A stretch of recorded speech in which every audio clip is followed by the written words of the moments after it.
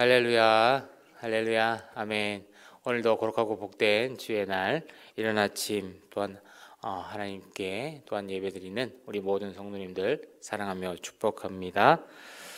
나중에서야 요셉은 보디발의 집에 종살이하고 또한 감옥에 갇혔던 시간이 훈련의 과정이었음을 깨닫게 되었습니다.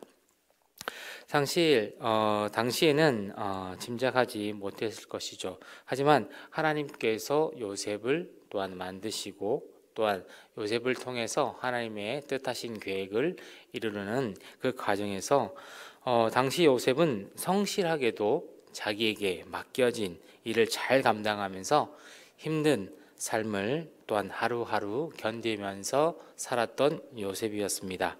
오늘 우리 이 말씀은 우리가 잘 알고 있는 말씀이죠. 요셉의 또한 고백의 삶을 통해서 또한 일상에 살아가시는 우리 성도님들의 합당한 자세를 우리가 다시 한 번 더 생각하며 오늘 우리 말씀을 한번 알아보고자 합니다. 요셉은 두 관원장의 꿈을 해몽하죠. 먼저 해몽한 이 술 맡은 관원장의 꿈은 길한 것이었습니다. 포도나무의 세 가지에서 난 싹과 꽃 그리고 포도송이는 사흘 안에 풀려날 것을 의미하고, 또한 그 포도를 따서 즙을 바로에게 바치는 것은 바로 직책이 회복이 된다는 것이죠. 그런데 요셉이 이어서 이 술 맡은 관원장의 한 말을 보면 그가 자신의 상황을 암울하게 여기고 있음을 우리는 볼 수가 있습니다. 요셉이 보기에는 술 맡은 관원장이 일이 잘 풀리는 부러운 사람이었을 것입니다. 하지만 그들에 비해 요셉은 어떻습니까? 형들에게 팔려서 또한 형들에 의해서 종으로 팔려서 히브리 땅에서 애굽까지 끌려왔죠.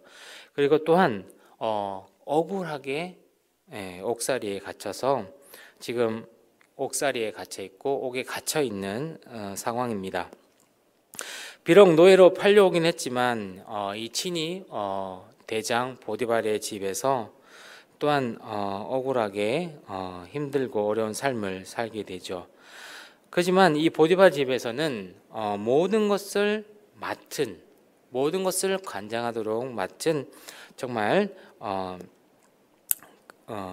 이 모든 일들이 힘든 상황에도 있었지만 그래도 능력을 인정받고 그곳에서 보디발에 충성된 자로서의 삶을 살았던 것이죠.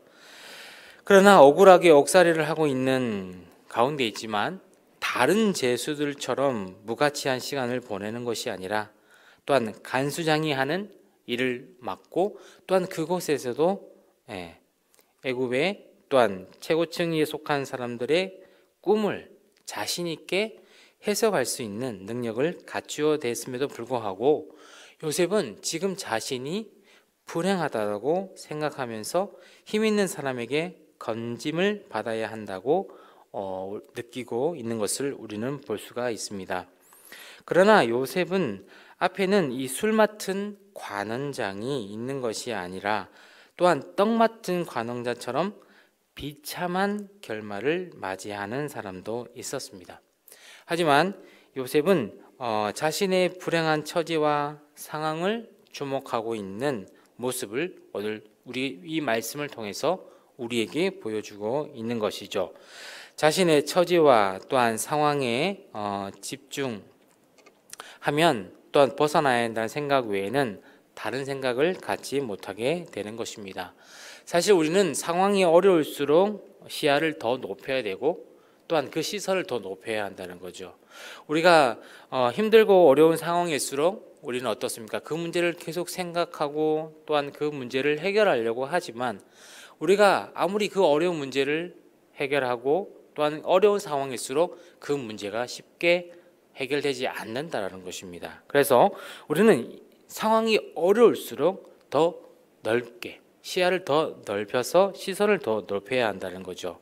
우리가 살아가면서 힘든 나날들이 참으로 많습니다. 지금 또한 우리가 힘든 나날들을 보내고 있습니다. 하지만 우리는 무엇보다 어디에 시선을 둬야 되고 또한 우리는 하나님의 말씀 가운데 하나님이 주시는 은혜와 복을 우리는 받으며 살아가야 한다는 것이죠.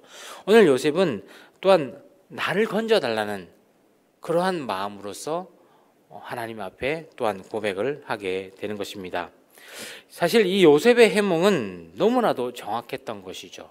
이 두 간원장이 꿈을 꾼 날로부터 3일 후에 바로의 생일잔치가 벌어졌고, 그날에 술 맡은 관원장과 떡 굽는 관원장은 옥에서 풀려나서 바로 앞에 서게 되었던 것입니다.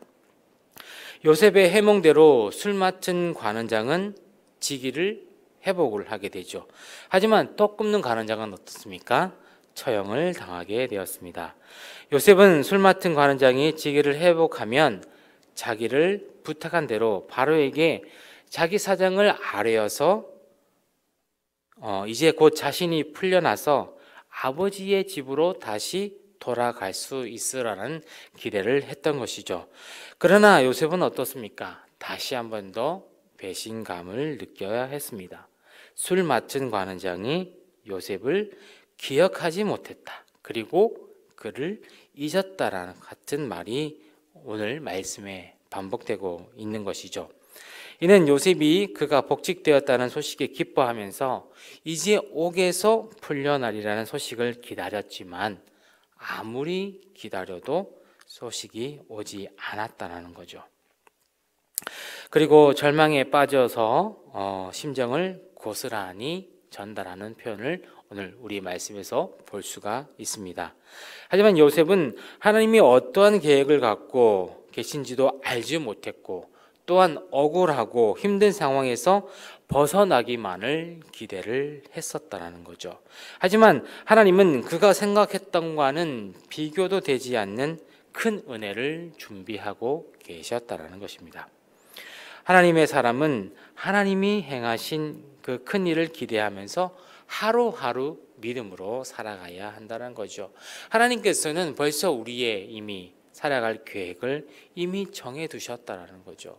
우리가 어떻게 살아가야 될지, 우리가 어떠한 마음으로 살아가야 될지, 우리가 하루하루를 어떻게 살아가야 될지 하나님께서는 이미 계획을 통해서 우리를 사랑하시고 또한 큰 은혜를 내려주시고 또한 복을 내려주신다는 것입니다.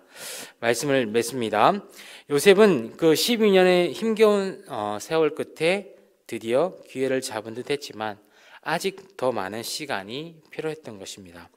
우리를 향한 하나님의 뜻은 우리의 생각보다 훨씬 크다는 것을 기억하며 살아가시기를 바랍니다. 그러므로 비록 현실이 한탄스럽고 기대가 충족되지 않는다고 하더라도 우리는 하나님을 붙들고 또한 하나님의 은혜를 날마다 구하며 살아가야 한다는 것입니다. 하나님의 생각은 우리의 생각보다 크시다는 것, 또한 하나님의 계획은 우리의 계획보다 크다는 것을 다시 한 번 더 기억하시고, 오늘 이 말씀을 통해서 우리에게 주는 과연 메시지는 무엇일까? 바로 하나님을 우리가 기억하고 하나님의 은혜에 보답해야 되며, 우리는 하나님께서 아무리 힘들고 어려운 상황이 있다고 할지라도 우리는 하나님의 은혜를 구해야 되며 하나님의 뜻을 구해야 한다는 거죠. 우리는 하나님밖에 없다라는 것입니다. 바로 이 요셉 또한 하나님을 두려워했고 하나님만이 살 길이라는 것을 생각했던 이 요셉은 하나님의 뜻에 순종했고 하나님의 법 안에서 살아왔던 요셉이었습니다. 사랑하는 우리 성도 여러분, 우리는 하나님의 백성이고 하나님의 자녀입니다. 우리가 정말 필요한 것은 하나님밖에 없다라는 것이죠. 우리를 책임져 주실 분은 하나님이시라는 겁니다. 그 하나님의 은혜를 기억하며 하나님께서 우리에게 주시는 그 사랑을 기억하며 날마다 은혜를 구하며 살아가시는 우리 귀한 모든 성도님 되시기를 축복합니다. 기도하겠습니다.